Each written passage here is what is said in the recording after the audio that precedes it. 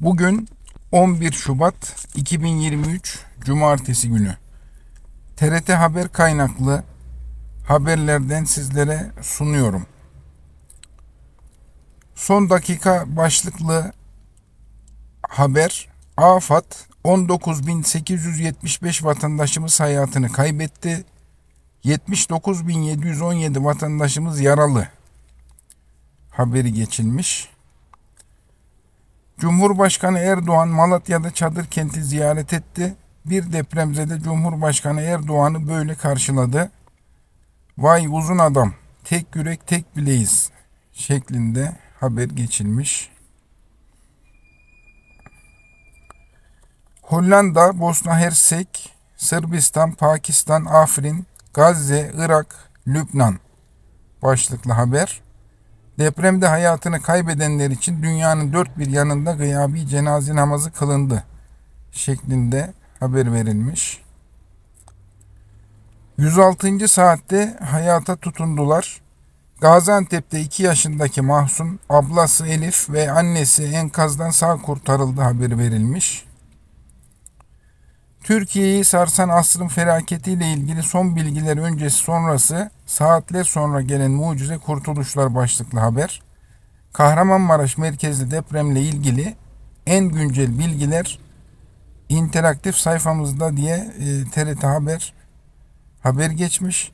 Son dakika olarak Sağlık Bakanı Koca 20.213 vatandaşımız hayatını kaybetti. 80.052 vatandaşımız yaralı açıklamasını yapmış. Milli futbolcu Melih Demiral'ın kampanyasına destek büyüyor.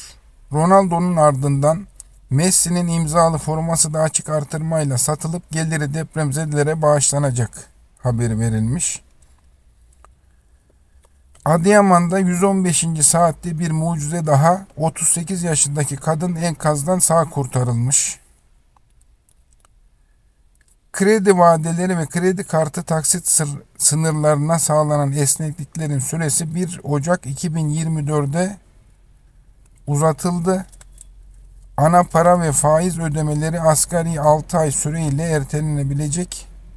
BDDK depremzedelerin borçlarına yönelik esnekliklerin kapsamını genişletti haberi verilmiş. Ben tam ümidimi kaybetmiştim biliyor musunuz? Allah'tan ümit kesilmez abla diyaloğu olmuş.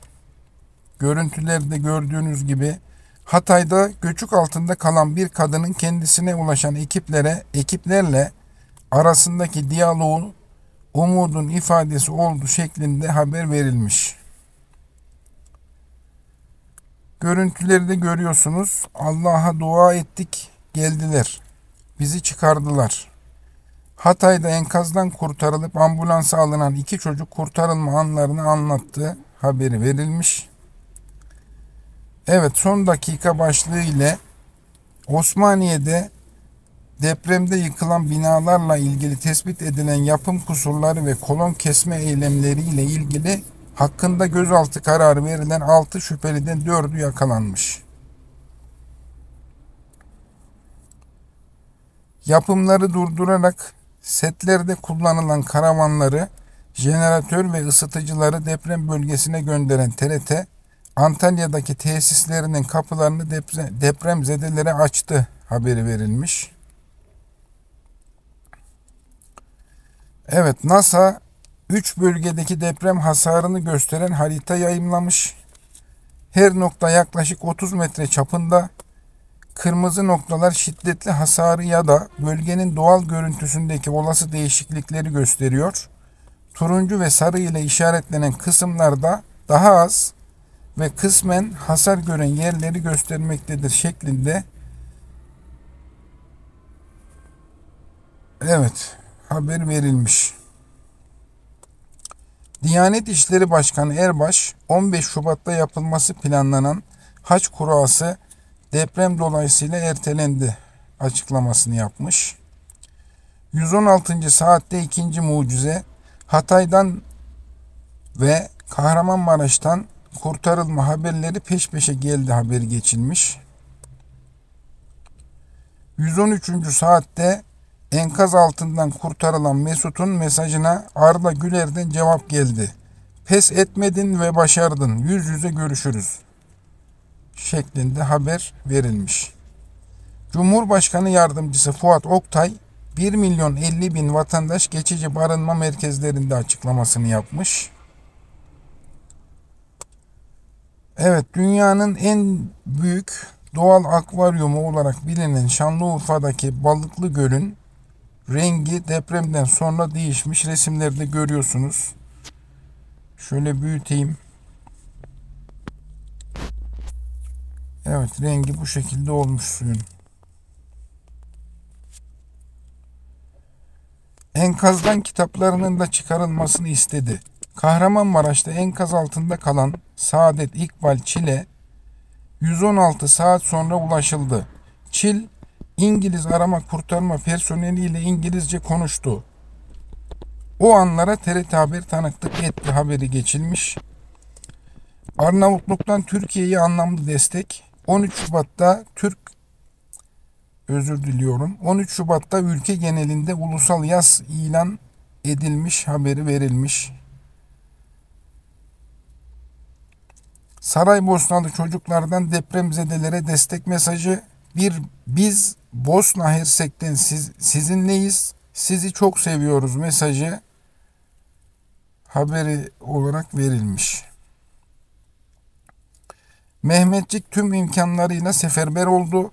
Kahramanmaraş Pazarcık'ta kurtarılan 9 kişi helikopterle tahliye edildi haberi geçilmiş. Hatay'da 117. saatte mucize, 8-9 yaşlarında bir çocuk daha enkazdan sağ çıkarıldı.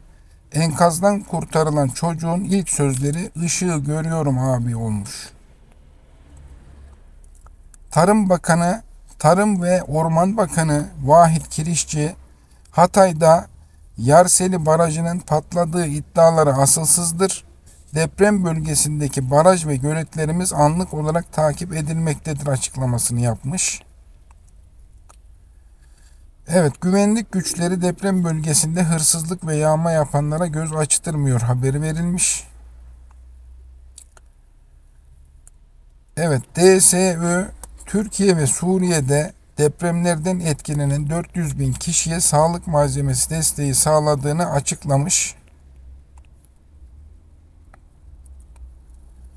Zonguldak'tan Adıyaman'a geldiler. Kömür ocağı metoduyla 8 metre inerek hayat kurtardılar başlıklı haber.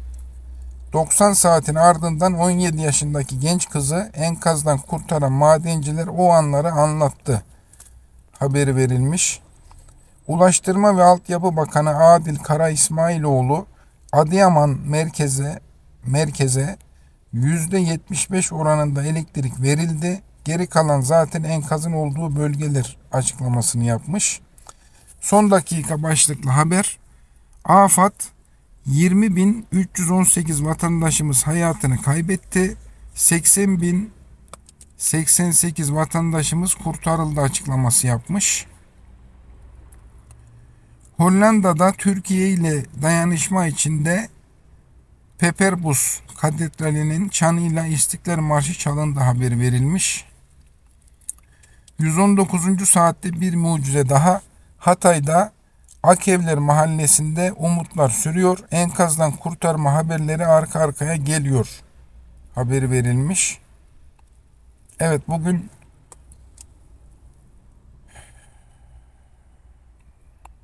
bugünün haberlerini vermeye devam ediyorum. Asrın felaketinde yıkım uydu fotoğraflarında haberi verilmiş. Fotoğrafları şöyle göstermeye çalışayım size. Ekranı durdurarak, videoyu durdurarak inceleyebilirsiniz efendim.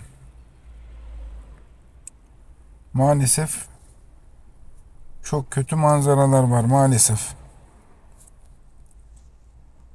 Sağlık ekipleri deprem seferberliğinde başlığında bir haber. Sağlık ekipleri deprem bölgesinde çalışmalarını aralıksız sürdürüyor. Şu şekilde inceleyebilirsiniz tabloyu. Evet, 120. saatte Hatay'da enkazdan bir çocuk daha kurtarıldı. Hatay'da arama kurtarma çalışmaları aralıksız sürüyor. Haberleri geçilmiş. New York Belediye Başkanı Türk Camisi'ni ziyaret etti. Türkiye'nin çektiği acıyı hepimiz hissediyoruz. Sizler benim kardeşlerimsiniz açıklamasını yapmış. 121. saatte Kahramanmaraş'ta 70 yaşındaki Menekşe teyze enkazdan sağ kurtarıldı haberi geçilmiş. Eski arabasıyla depremzedelerin yardımına koşmuş. Türkiye'de gündem olmuştu. Gönlü geniş Azerbaycanlı yardım çalışmaları için Türkiye'ye gelecek şeklinde haber verilmiş. Resimde de görüyorsunuz. 122. saatte Hatay'da enkazdan 13 yaşındaki Aya çıkarılıyor haberi geçilmiş.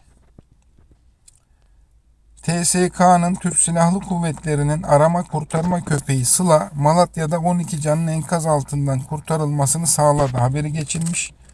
Görüntülerde de köpeği görüyorsunuz.